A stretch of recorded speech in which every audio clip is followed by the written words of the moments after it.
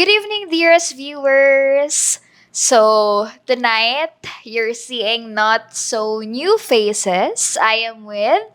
Mari. And I am Vench. Okay, so maybe you're wondering, nasaan ang isang OG host ng Period Podcast? Which is si KD. You guys know naman na ever since we started this podcast, I am with KD. And, well, to be honest with you, for sure may mga maghahanap sa kanya. To those who will be asking kung nasaan na si KD, well, guys, buhay pa naman siya. Pero, she took a different path now. And, my message to my, of course, my original partner in this podcast, uh, I am wishing her the very best. Sayang nga lang we didn't have a farewell episode with her. I am actually looking forward to that, but we've been very busy for the past few months. And Katie knows the rest. I just want her to do things that will really make her happy. And I know now whatever industry or field i-take niya after this, I know she will excel. So, ayun, KD, I know you're watching. I know every night you're watching this. So, alam mo naman na lahat ng gusto kong sabihin. So, I am wishing you the very best. But, these two girls with me tonight, so may gusto rin silang sabihin for you bago namin simulan ng episode na to. For Ate KD, hello! Ayun, iba naman talaga ang environment kapag kompleto tayong apat. Pero, yung naiwan mo sa amin, I'm very thankful for that na napapakinggan ka namin kayong dalawa ni Ate Ricky whenever you're filming. And also, dahil nakasama na rin namin kayo before. So, message ko is just be happy and thank you for everything that you've shared with us and also sa viewers natin ng Period Podcast. And we will try our very best na pantayan yung energy mo. Kasi medyo mahirap nakaka-pressure na parang, Sa totoo lang. ayun. And for me naman, Ate KD, I'm gonna miss you so much. Kasi ayun nga, gaya sabi ni Mari, yung vibe mo tuwing Period Podcast ay talaga naman buhay na buhay. At sana mapantayan namin yon kasi yung kadaldalan mo talaga grabe. Ang dami mong nasasabi palagi every Period Podcast. But I am wishing you the best. And I know po na kung saan ka man dalhin ng journey na tatahakin mo, I know yun. Gaya po na sabi ni Ate Ricky, you will excel kasi magaling ka. And yun, I'm wishing you to be happy rin and yun, enjoy life. Enjoy! Okay. Ayun, it's actually hard to decide if we will continue this podcast, di ba? Alam nyo namang dalawa yon. Yeah. Pero, I think naman, KD will agree, for sure, ayaw niya rin naman masayang yung efforts and the beginnings, ni Period Podcast. So, yeah. Every night, sila na ang makakasama ko. Grabe ka, KD. Isa lang na wala dalawa yung pumalit. So, mas mahabang mga episode to every night.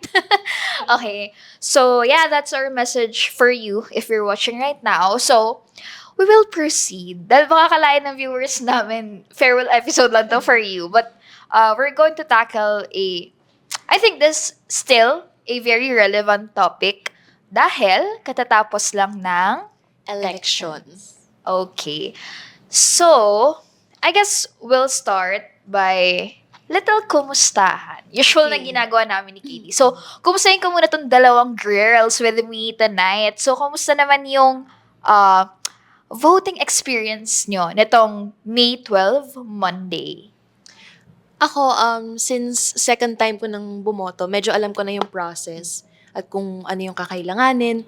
Kaya lang iba ngayon kasi parang medyo nahuli ako nung first time ko kasi sobrang aga ko talagang pumila and Kaya lang nitong midterm elections, medyo late na ako nakaboto. Saka inulan pa. So, ayun, hindi naman siya hassle, although mabilis lang din naman. Pero ayun, I would say na ngayon, mas hindi na ako lost or naliligaw sa paano ko hahanapin yung precinct ko, anong gagawin ko sa balota ko after, ayun. So, I would say na mas smooth siya compared sa naunang voting experience ko. Ikaw, Vench.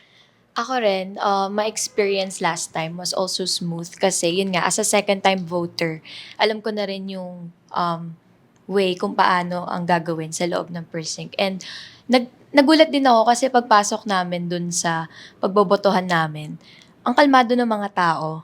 Like, nakakapanibago kasi during my first time, sobrang crowded, tapos nagkakagulo, nagtatanong dito, nagtatanong doon.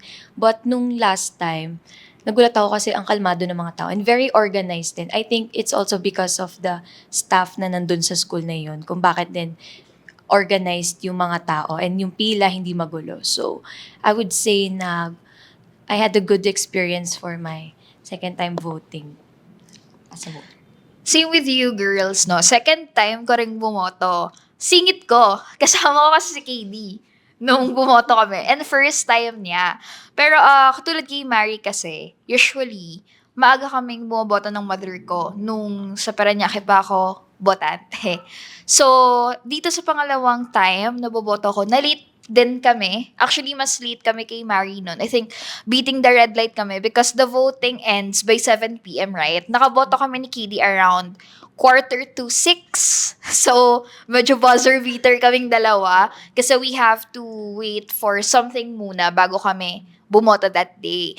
Pero yeah, I'll agree na it is smoother. Or hindi ko alam, siguro kasi dahil hapon na, yeah, majority talaga ng mga voters during that time ay tapos ng bumoto. Kasi nung pumunta kami ni KD, actually, hindi mo ma-feel the first time bumoto na ni KD na good job. Smooth. Like, it was a smooth experience with her.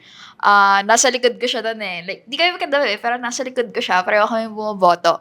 And what's good about it is, yun nga, wala na rin masyadong pila. So, dire-diretso na yung process. Same process na naman, katulad nung last elections. But, I find it more convenient if you're going to ask me for my experience this midterm election. So, we hope that you guys also voted. Syempre, yun ay ating karapatan at responsibilidad. And we also hope na nagkaroon kayo ng smooth and convenient experience na tong nakaraang halalan. So, okay. Since we're talking about elections, syempre yung mga question natin tonight ay relevant doon. We only have 2 questions, I think, or 2 topics that we are going to tackle tonight. So, the first one, I don't know if napapanood to ng iba sa inyo, pero right now, meron circulate sa TikTok ng mga videos about propagandas I'm not falling for or propagandas I am falling for. So, yun yung kukuhain nating idea for tonight's episode. Pero about pa rin siya sa elections or sa campaign. So, are you girls ready? Ready. Yes. Let's go. Okay. On. Alright, so, sige. Ibabato ko yung question and then they're going to answer first. We'll go with Mary and then with Veg. So, the question is, what are the propagandas you're not falling for? Lalo kapag kampanyahan. Over naman sa ass. Charis! Sophie, Sorry. Siguro ako, a propaganda I'm not falling for pagdating sa ganyan ay celebrity names. Kasi, although kilala sila, magugulat ka na bakit bigla nilang papasukin yung industry ng politika. And mostly ng mga nakikita ko, they're not qualified. Kasi, saka questionable talaga. Like, you've been in the entertainment industry for a long time. So, bakit ngayon, biglang merong agenda na pumasok sa ganyan? Yun lang naman. Kasi, obviously, kapag kikilala tayo ng mga politiko, we have to do research. And I would say na madalas sa mga prominent names na ito ay medyo disappointing when it comes to background. So yun, parang hindi porkit celebrity ka, I would follow you and trust you when it comes to public service. Kasi it's very different from kung ano binibigay mo as entertainment sa mga tao. Ayun. How about you, Vench? Sa akin siguro, dalawa siya. Yung una is yung masyadong nangangampanya with mabulaklak na words. Na talagang mapapaisip ka minsan na too good to be true siya. And then once na napaupo sila, syempre you're expecting, asan na yung mga sinabi mo before nung nangangampanya ka? Kasi nung nakaupo ka na dyan, hindi mo naman sinunod or di mo ginawa for the public service. So, nakakadismaya rin kasi sa haba ng kampanya, Tapos kung kailan nakaupo ka na, hindi mo man lang tutuparin yung mga sinabi mo or yung mga action or plano na gusto mo mangyari. Second is yung naiirita kasi ako kapag, eto talaga, pag hindi ka dumadalo sa mga debates, sa mga press con, you're missing in action, which is dapat umattend ka doon kasi doon ka nga makikilala ng tao Doon din malalaman kung ano yung gusto mong plano para sa sinasakupan mo. Kaya kung hindi ka a-attend doon, para saan pa? 'Di ba? Mapapatanong talaga yung mga tao sa'yo na, talaga bang willing? Oo, show In up ba terms of, like, bigger Totoo, aspects, diba? bigger matters. So, 'di ba? So, sayang naman kasi yun na yung chance para makilala ka and para maipagmalaki mo kung ano yung gusto mong gawin, 'di ba?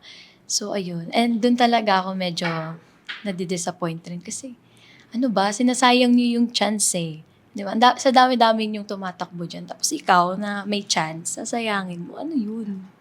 Yun lang naman. Okay. So, itong mga dinidiscuss natin right now, like, it is our perception as voters as well. Okay. So, for me, propagandas I'm not falling for. May dalawa.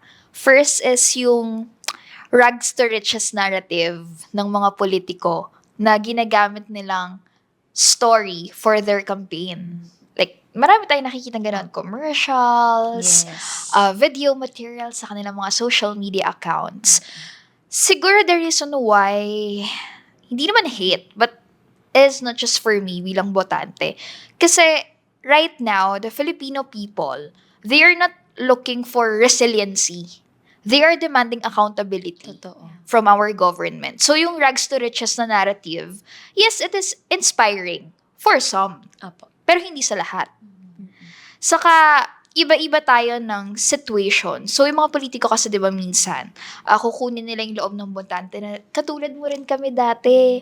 Nanggaling, hirap. tama, nanggaling rin kami sa ganyan.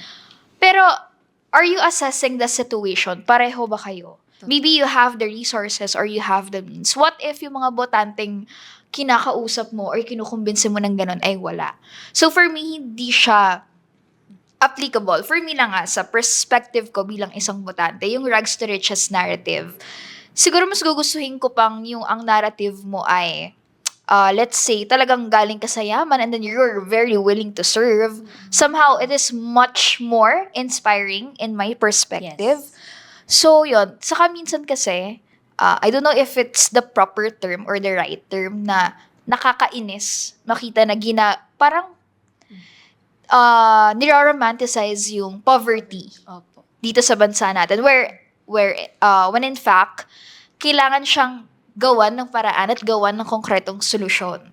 Kasi that has been the grueling dilemma of our country for how many years and how many Sobrang tagal na. decades. Yun. Kumbaga, hindi lang siya basta kwento ng tao Totoo. It's a real problem. Yeah. And I observed din this recent elections, ang daming ganong style of campaign talaga. Yeah, rags to riches. Gets naman yung point na they want to serve as an inspiration. Pero ask yourself if it's enough para sa posisyong tinatakbuhan mo. Kasi minsan yung ibang natakbo, wala silang ibang dala sa pangalan nila kung hindi yung narrative na yun. Na nanggaling ako sa hirap, ngayon gusto kong tumulong. So yeah, that's one. The second is the term, I want to help or gusto kong tumulong. So, medyo connected siya dun sa nauna kong sinabi na propaganda I'm not falling for. Kasi, it's the bare minimum of being a public servant to help the people. So, kapag tinanong ka, bakit ka tumatakbo sa Senado? Bakit ka tumatakbo sa Kongreso? At ang isasagot mo, gusto mong tumulong. For me, it is too shallow. Kasi, kaya ka nga nandyan That's why you're running. It's really the goal. It is the objective to help the people pag naupo ka. What we're asking, or maybe ang hinahanap natin mga botante, is the specificities. Yung mga specifications kung ano ba talaga yung kaya mong i-offer once you earn that position. Hindi yung generally na gusto mo lang tumulong. Kasi napakalabo nun for me. Totoo. Tumulong in terms of what? Tumulong paano? Tumulong saan mo kukunin ng pondo? Tumulong saan mo kukunin yung mga resources na ipantutulong mo? So, instead of just saying na I want to help, mas magandang ilatag mo yung mga proyekto, programa na Tama. gusto mo talaga para sa mga tao. Kasi yun ang hahanapin nila eh. Kaya siguro yung mga politicians na nanalo, if we're going to observe them like yung mga city mayors, mga congressman, nananalo sila lalo kapag merong specific na platform, kapag meron silang specific na target. Kasi we've been hearing the statement na I want to help nitong campaign season eh. Yes. From those running sa senators, right? For senatorial positions. And if mababasa ninyo yung mga comments sa mainstream, even yung mga senior citizens, mga estudyante, those people coming from different age brackets, meron silang common denominator na hinahanap. And that is the being specific na, oo, gusto mong tumulong, pero paano? Paano? At saang aspeto mong gustong tumulong? Kasi napakaraming problema ng Pilipinas. So, pag sinabi mo gusto mong tumulong, saan banda? At saan doon? So, yeah, maybe yun yung mga propaganda na I'm not falling for. So far, yun lang naman. Pero it mirrors the politicians' real objective. Diba, having the urge is one thing, pero to actually act on it, Yeah. yun ang mas mahirap. At sa tingin ko rin, may mga pagkukulang yung mga candidates tong elections. Yeah, I agree. So now, medyo connected pa rin. Actually, hindi medyo. It is still connected. Our second question. At ang ating final question for tonight, um, what's one thing na hinahanap nyo sa isang leader in general? Leader in the government, leader in the industry we're in. Ano yung hinahanap nyo sa isang mamumuno sa inyo? Siyempre, bilang isang follower, we're looking for a certain trait sa mga taong sinusunod natin. So, I am very curious. So, ano yun? Mary? For me, I think it would be consistency. Mahirap kasi maging linear yung mga plano mo and yung actions mo, especially as a leader, kasi malaki yung responsibility. Hindi lang sarili mo yung kailangan mong i-uphold, pero kumbaga, yung pamumuno mo, it should mirror the views of your subjects. Kasi kailangan ng consistency dahil I think this is how you imply trust sa mga tao din. Mahirap kasi maging consistent for me, I think. It's actually a skill na, I mean, if I were to be a leader, siguro isa yun sa magiging problema ko. And I've had an experience of leadership before, ganyan, na sobrang hirap talaga kasi maraming aspects kang kailangang i-monitor, tingnan, ganyan. And I think, pagdating sa mga politiko, syempre, it's a bigger thing, it's a bigger aspect kasi you're leading the country. So, consistency is a must for them dahil yung mga problema, padagdag ng padagdag, yung sitwasyon ng Pilipinas, ng bansa, pabago-bago. Pero if we have a consistent leader who is helping, who is trustworthy, yung lagi siyang nagpapakita kapag kailangan natin, I think it can spark a change pagdating sa lipunan. And that's what I'm really looking for sa isang leader. Maging consistent. Hindi naman kailangan lagi na consistent na sobrang grand lagi. Alam mo yun, parang consistency in terms of just showing up and letting people know. And doing more than that. Letting them know and actually doing what you're promising. So yun, consistency sa mga salita, sa gawa, sa puso at sa malasakit para sa tao. Ganon. Well, Mary, that is a good point. Pero, curious ako. Do you think in this recent election, meron ka nakitaan na, yeah, maybe in the future, magiging consistent leader sila? I want to say yes. Hindi ko na lang isa-specify. Pero this candidate actually, nasubaybayan ko siya like before pa siya umangat sa posisyon na na-elect siya ngayon. And I trust this politician enough to, kumbaga parang masasabi ko na mailalagay ko yung kapakanan ng isang aspeto ng lipunan sa kanya kasi meron siyang mga nagawa, meron siyang mga napatunayan at hanggang ngayon yun pa rin yung pinaglalaban niya. So, ayun, yes. At may Meron mga naman. magagawa pa. Yes. Sana po. Okay. Thank you, Mari. Ikaw, Veg. Ako, para sa akin, siguro yung nag-iisipan ko siya kanina pa eh. I think, yung may puso. Like, yung pagsiserve niya sa public is not like forced. Kasi, if you have a heart to serve to people, dito nalalabas yung willingness mo in terms of your plans.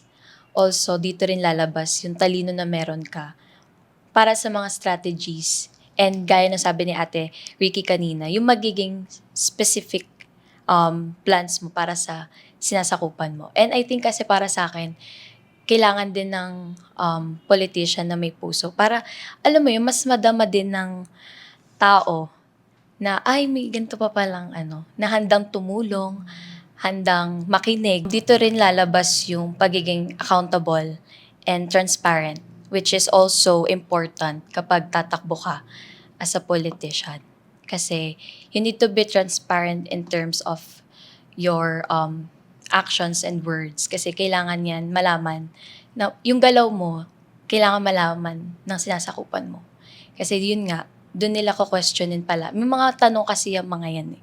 And ayun, as voters din, may mga katanungan din tayo na minsan hindi natin nalalaman yung kasagutan kasi hindi nagiging, especially sa mga nakaraan at yung mga currently na nakaupo, may mga ganong instances kasi which is nakakadismaya, di ba?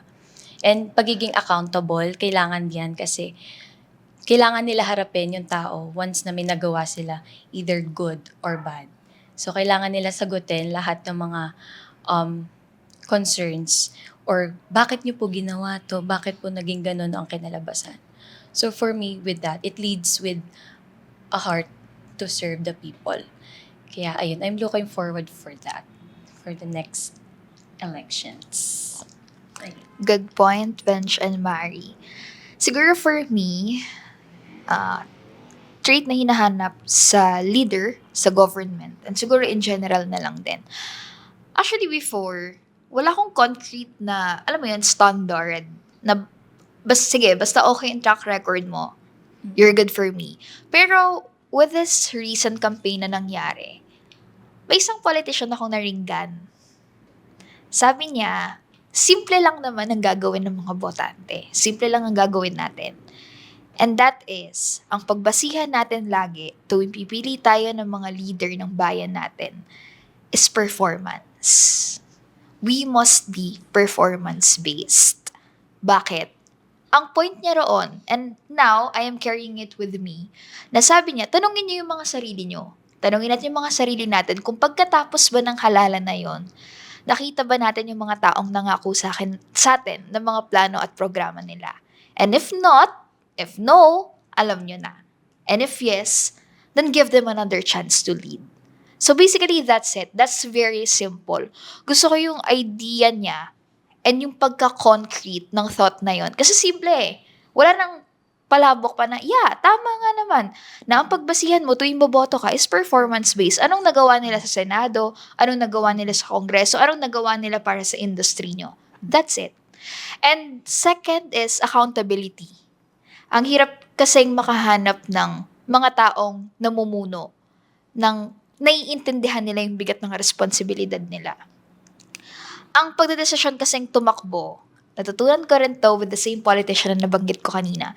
It doesn't happen overnight, guys. Hindi yan yung basta ka na lang nagising tapos gusto mong tumakbo, gusto mong maglingkod sa mga kababayan mo. Hindi ganun yun. It is a hard decision because there are so many things to consider. Kasi, first and foremost, kapag na-elect ka, mawawala na yung time mo maybe for yourself, for your family, and for the people you truly value. And napakahirap niya, decision-making pa lang. So, what more kapag naupo ka at naharap ka na sa mga problema? Ask yourself kung kaya mo bang harapin yung consequences ng bawat decisions and actions na ginagawa mo. And for me, napakahirap niyang hanapin sa isang leader, hindi lang sa government. Even sa industry na kabilang tayo, napakahirap ng makahanap ng ganong type of leader. Kasi usually, you'll blame it with your employees, you'll blame it sa mga colleagues mo na, kasi kaya nangyari yan dahil sa iyo. Kasi may pagkukulang ka kasi hindi mo ginawa. Pero ask yourself, wala ka nga bang pagkukulang bilang isang leader? So maybe that's for me. If you can perform at 101% and if you have the accountability, hindi lang habang tumatakbo ka, pero hanggang makaupo ka, then yeah, I'll give you a chance. So, yun. And I hope, guys, no, siguro sa perspective ng iba, napakababaw ng mga hinahanap namin sa mga leader. Pero kasi we're still very far from the ideal political landscape na gusto natin. And it is a good beginning na as voters, we have our own standards in leadership. Sana nga lang, I hope, dumating yung time na we're all matching dun sa ideas na yun na salubong naman. Yes. And sana gising tayo and observant when it comes to pagtingin or pag-obserba sa mga nakaupo ngayon. Kasi ayun, kailangan natin yun bilang kabataan. Kumbaga, tayo na rin mismo yung magbigay ng way para mas maalarma yung lipunan natin kung ano ba talaga yung nangyayari sa bansa natin. Okay. Galing ang dalawa. 100 over 100. Okay. So, yeah, I guess we're done with our questions for tonight. Pero, syempre, kagaya ng nakagawian sa Period Podcast, hindi natin pwedeng tapusin ang episode na to nang wala tayong takeaway for our dearest viewers. So, hindi tayo political analyst or not really so good about politics. Maybe we know what's happening. We're not going to talk about advice. Siguro message na lang and what we're looking forward because 3 years from now, boboto tayo ulit, guys. And that is the presidential election. I guess this goes for me as well. Sana mas maging vocal ako especially sa mga mapipili kong politicians in the future. And that goes the same for the youth and for all the voters. Importante kasi na na-vocalize natin yung mga choices natin kasi I think it helps people become aware kung, parang sharing information, kumbaga. Because we never know, it could help others. Natatandaan ko kasi for these 2 past elections, ang daming nagtatanong sa akin for my senatorial list, ganyan. So, medyo nakakatuwa kasi I think it's yung trust na alam nilang tama yung iboboto ko. Parang, okay, so ayun. Gusto ko, and yung different sectors and communities ng Pilipinas ay maging mas vocal. Although, mahirap siya kasi we face a lot of criticisms pagdating sa ganyan. At saka, dahil nga merong intersectionality and, differences sa political views, hindi siya laging madaling i-deliver, especially when you're in an environment na hindi ganun ka-open sa pag-accept ng kung ano ang gusto mo at kung ano ang ayaw mo. Second, maging steadfast sa mga hinahanap nyo na character traits ng mga politicians kasi tulad ng dapat na pagiging consistent ng mga leaders natin, dapat tayo din. We have to be consistent in, sa pagkilatis at pagtingin ng mga track records and all that. Kasi magre-reflect din yun na kung sino yung pipiliin natin. Magre-reflect din yun sa bagay na gusto natin. So, parang yung saying na you deserve what you tolerate. So, if you want good governance, maging consistent tayo sa paghahanap nun at ibigay yung boto sa mga politiko na sa tingin natin maibibigay yun sa atin. Yun po. Thank you. Okay, ako naman. As for me, I think I'm looking forward na, in general, na magkaroon ng thorough research pa when it comes to choosing a politician or choosing kung sino yung mauupo. Kasi with that, yun nga, gaya ng sabi ko kanina, mas makikilala natin sila. And also, wag tayo basta-basta magpapadala sa mga mabulaklak na salita. Kasi napansin ko rin nitong nakaraan na election ay, alam mo yung porket maingay sila, magaling, maingay sa social media, maganda yung campaign song nila, nadadala na agad yung mga botante. And dapat hindi ganon. Kasi lagi natin tatandaan na bahagi tayo ng pagkapanalo nila or bahagi tayo kung bakit sila ngayon nakaupo. Ayun. Okay. So for me, I am very excited for the upcoming 2028 presidential election. You know why, guys? Feeling ko naman alam niyo naman. We were surprised by the results of these midterm elections. There were deep reasons. There were deep factors, I believe, kaya naging ganun yung resulta. Pero amidst all of those reasons and factors, hindi pa natin maitatanggi na there is a spark of change. And maybe that will continue for the next 3 years. Alam mo yun, kaya na natin magkaroon ng pagbabago sa listahan na yun. And I believe we can do more than that. Kaya na natin maging hopeful, mas Totoo. hopeful pa sa next election. And you know, maybe that is one of the beautiful experiences that we've had as voters. Kasi we know na the survey says otherwise. Actually, kanina, habang nag-uusap-usap kami, naalala ko yung ginawa namin nung 4th year ako, that was 2024. Pinag-assess kami ng isang film ng isang family dito sa Philippines. Hindi ko na babanggitin ko ano, pero I think you have a clue there. Of course, a huge family dito sa Pilipinas. And then, we had a reflection paper about it. It is about sa positive and negative side ng film na yon. Kasi pinakita doon almost all of the sides of their family. And then I remember, my title was, The Crown Must Win, Must Always Win. And sa mga Netflix fan dyan, feeling ko alam niya saan nanggaling yung line na yon. Sa The Crown series, it is a depiction of the royal family's life, the British monarchy. And then, during the time na binubuo ko yung essay reflective paper na yun about the Philippine film na pina-assess sa amin, hindi ko alam bakit yun yung nag-pop up sa mind ko. Feeling ko noon, during that time, hindi ko siya ma-justify sa professor ko pag tinanong niya ako, bakit yan ang title mo? Kasi it is very different. It is a Philippine film and then ang title ko is coming from a international film and something that depicts British monarchy. And then, no binubuo ko na yung ending, I really had a hard time. Kasi gusto ko ma-justify sa ending na yon bakit naging ganun yung title ko for the whole reflection paper. For my understanding, sa film, sa international film, ang dinadescribe sa The Crown Must Win is the government itself, the administration itself.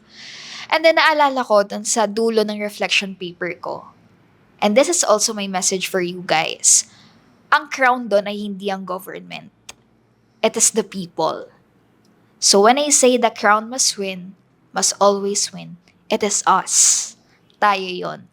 Tayong mga botante, tayong mga kabataan, yung mga senior citizen, whatever sector we are in. We are the crown and not the government. Because we must always remember na the real sovereign is us, Filipino people, and not the government or those in higher authority. So, sa mga boboto pa lang, maybe for the first timers in 2028 elections, at sa mga boboto ulit, kagaya namin, always remember na ang totoong corona at ang totoong sovereign ay hindi yung mga namumuno sa atin. Kung hindi, kagaya ng sinabi ni Vench, tayong mga nagluklok sa kanila sa pwesto. So if we're going to assess who is more powerful, then ask yourself, sino bang naglagay sa kanila sa mga pwestong kinalalagyan nila ngayon? So yeah, that's my takeaway for tonight. and period. So, Grabe. yeah, that's my takeaway and I really learned a lot from these two girls right here. Gusto ko lang din silang i-commend. It's their first, actually hindi naman to first, like, episode talaga nilang dalawa. Kung napapanood nyo, nakakasama na namin sila ni Kidi. But for the first time, I guess this is out of love and life topic. Yeah, connected sa life, pero it's more on the political side. And I hope our thoughts somehow nagkaroon ng sense for you. And we're very excited for the upcoming episodes. And I am very excited to have those episodes with these two beside me. Katie, wag ka magtatampo. This is just the beginning. Yeah. Kala mo horror. So yeah, guys, that's it for tonight's episode. We hope you learned something from us. Kahit hindi kami mga political analysts, but True. it is very light sa heart to share it with you. So yeah, that's it. I am Ricky, I am Mari. And I am Vench. and this is Period Podcast. See you guys on our next episode. Bye.